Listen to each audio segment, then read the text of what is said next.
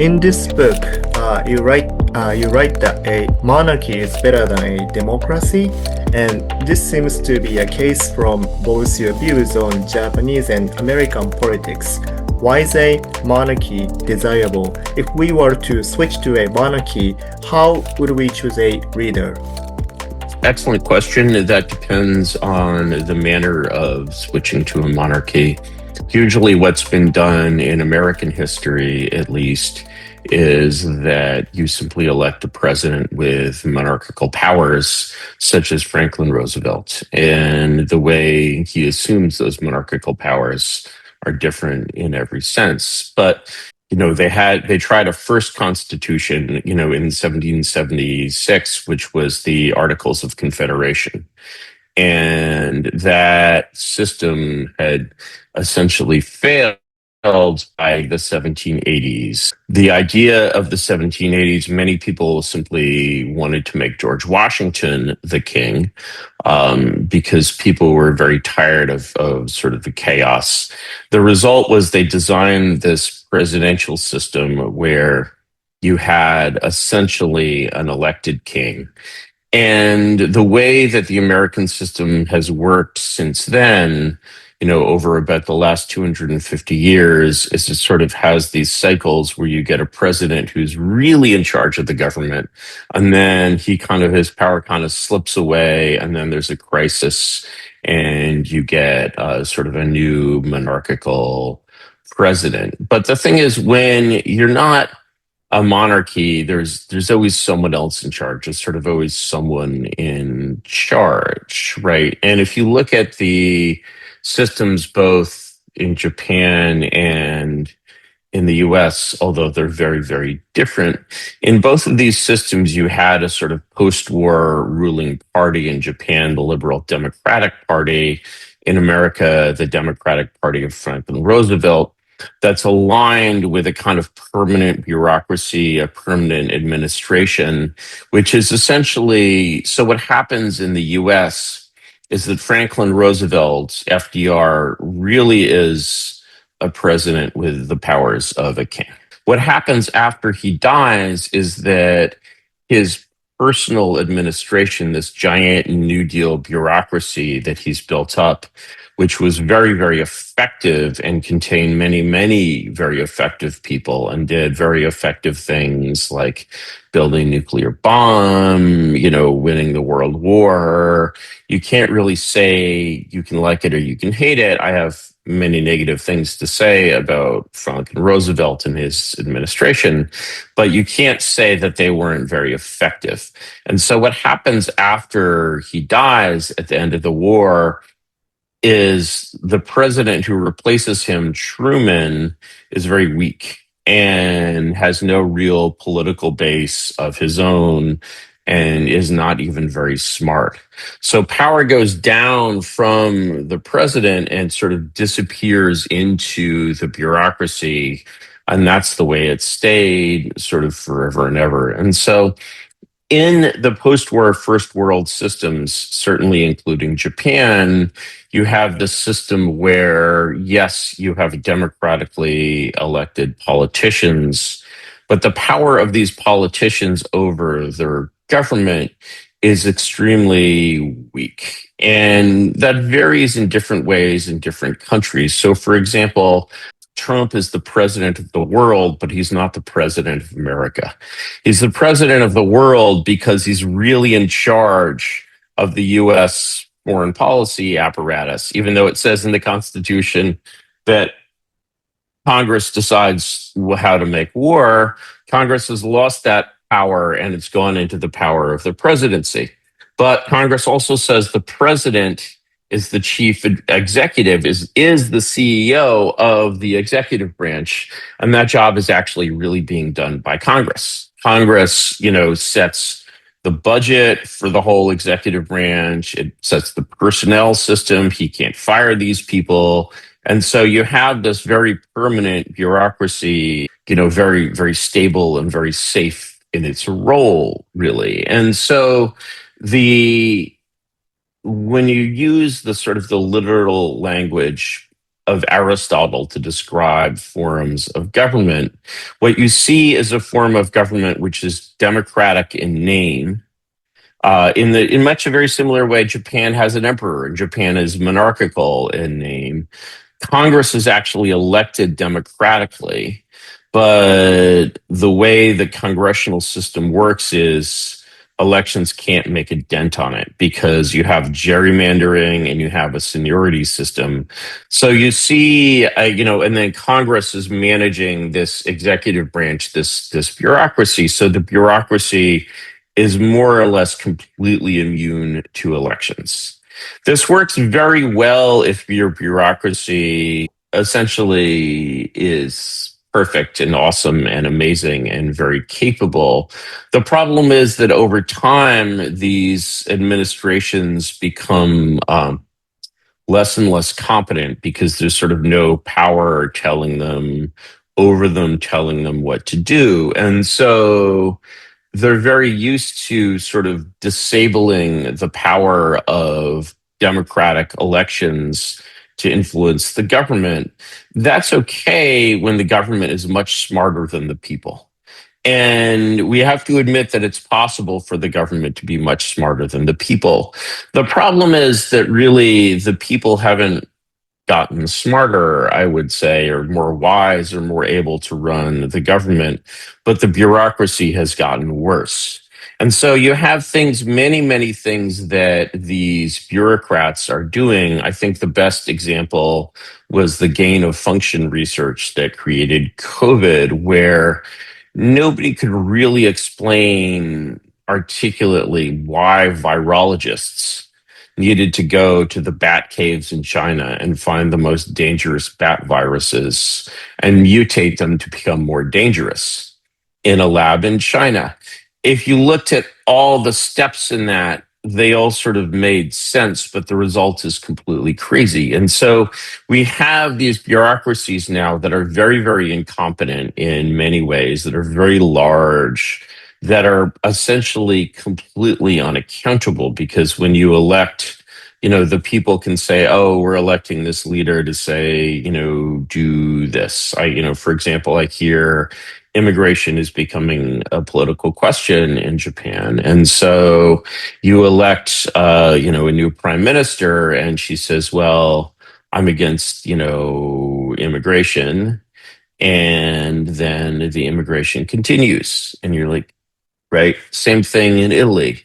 You elect Prime Minister Meloni in Italy. She's like, and the people are like, yes, we elected her to have no immigration, and the immigration continues, right? And so when you're looking at a system like that, and you say, well, is this really a democracy? Both of these systems are also very much the exception in the human history of all countries. Actually, the normal system is monarchy. And then you're like, oh, when I look at everything else in the human world that works, any large organization, large group of people, if it's a corporation, it's a monarchy. If, and it has a CEO. If it's a film, it's a monarchy and it has a director.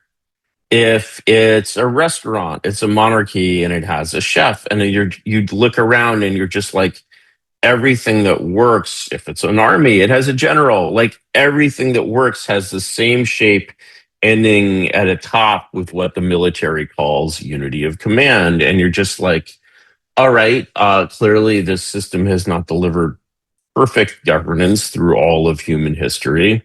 Its record in the 20th century seems especially bad. Let's understand why the 20th century had these kinds of, somewhat deranged monarchical governments. We should understand that, but we should also understand that, as the English proverb goes, when you're in a hole, stop digging. And we've spent the last 250 years experimenting with this political system. The results seem not necessarily great. And the best results that it gets is that it sort of has conquered the world. Okay, it conquered the world, but like, did it do a good job of that? Did it and so I think it's sort of time to realize that like history has not ended and we have not found the perfect Francis Fukuyama form of government. It's actually a much more complicated problem than that. Once again, not only do we find that there are many different kinds of countries, we see that the American system was designed for Americans from the 18th century. These are very, very different from Americans today, perhaps almost as different as 18th century Japanese people from Japanese people today. The culture has changed unrecognizably in many ways. And so, asking these larger questions like where are we? Where are we going? How did we get here? Why did we get here? Where should we go? These seem to me to be much more sort of important questions, even the questions like immigration, which have, of course, tremendous consequences for the future. But I think we really need to think very, very hard about these systems of government. I get the impression that you have a certain degree of the appreciation for the President Trump's political direction. Also, in this book, you position the Vice President J.D. Vance as a key figure. And also, in this book, you describe the Elon Musk as a near perfect person. So, what do you think about the President Trump, J.D. Vance, Elon Musk? I would say that President Trump's weakness is that his strength is that he's a very strong, intuitive leader. He doesn't think logically, he thinks intuitively. And his intuitive sense of grasping sort of reality and not being confused by fictions and lies is very great. He also takes risks as a leader. He is not a super deep thinker, really. I would say he's not a logical thinker. He's not an intellectual. He's not in any way, shape, or form an intellectual. He has, of course, many intellectuals around him, and that makes up for it. I would say that Trump's biggest weakness is that he does not speak the language of the American ruling class fluently. He's like almost like a foreigner in a way to the people, the most elite Americans in like, the Ivy Leagues. Look at this man like he's the Mifune character in the Seven Samurai. He's a buffoon, he's ridiculous. He's not even a real samurai. Like, who is this person? Like, why is he here? Right. And yet, you see by the end of the film, a value in this clown, and so, and just his ability, his sense of humor, his ability to sort of laugh at the system is really tremendous. I would say the big advantage of JD Vance is he is a thinker. He's a very thoughtful and intellectual person. He went to Yale Law School and so on and so forth. So even though he's a man of the people by his origins, he went through the elite education process, which teaches you which fork to use and how to speak and so on and so forth. And so he's someone, Trump, if no one knew who he was, he could never go to a party at Harvard and pretend to be, a normal person at Harvard. Vance could fit in right in and he could pretend to have all of the right opinions. And so, the fact that he can talk to America's ruling class is very, very important. any leader who has the kind of power that honestly I think we need in this country really needs to be able to speak to both sides culturally. And he needs to, you saw that this weekend he was on, talk shows talking to liberal journalists, and they're like, wow, he's very impressive. And he is very impressive. And I think that the Republicans don't really think about how many votes can we get from elite Democrats, but I think that it's more than just the votes there. I think that that's a very sort of healing presence in a lot of ways. So Musk is, of course, an entrepreneurial genius. He's the world's richest man for a reason. He's very mercurial. He's an intuitive leader. Like Trump, he's, of course, a much deeper sort of, especially, like mechanical thinker than Trump. I think he's also, in terms of his defects, I think he's still, both Trump and Musk are sort of have very 20th century thinking in a lot of different ways. Musk is very much a libertarian. And I think the problem with sort of libertarian or conservative thinking is that it makes you sort of less ambitious in some ways. It's funny to describe Musk as not ambitious, but I genuinely think that one of the main flaws of both Trump and especially Musk is that Musk does not really want political power. And I think that's very dangerous in a system, in a situation where you're a player in sort of political terms, but you don't want power, then people are going to want to take things away from you and they're going to want to hurt you because you're a sheep among wolves. And I think most people would not describe Musk as a sheep among wolves. Clearly, when he's competing in AI or space or anything, he's a very, dominant, effective player. But at the political level, he's still away in a sheep among wolves. And I think he does not necessarily realize that in 2029, if there is a Democratic presidency, they're going to do everything they can to take his company away from him. And that becomes much, much easier now that it's publicly traded because there are many, many ways to get rid of this CEO of a public company. And they're going to have 100 of America's best lawyers working on that. And I think Trump also, I don't think that he wants much more power than he has, which also is very, very dangerous because everyone in America is like, oh, Trump is so powerful. And it's true that Trump in this administration is easily 10 times as powerful as Trump in his last presidency. However, if you compare that to the power of FDR, it's still 100 to 1. So, for example, Trump, does these executive orders, which don't really mean anything. They're almost just tweets. FDR would write laws in the White House and send them to Congress to rubber stamp. He'd be like, this should be the law. And they'd be like, this is the law now. Right. And so I don't think not only does Trump not have that power, which is a problem, but I think a bigger problem is that he doesn't even dream of having that power. Actually, it's the reverse of the way the media describes both of these people in many ways. It's actually that they're not ambitious enough.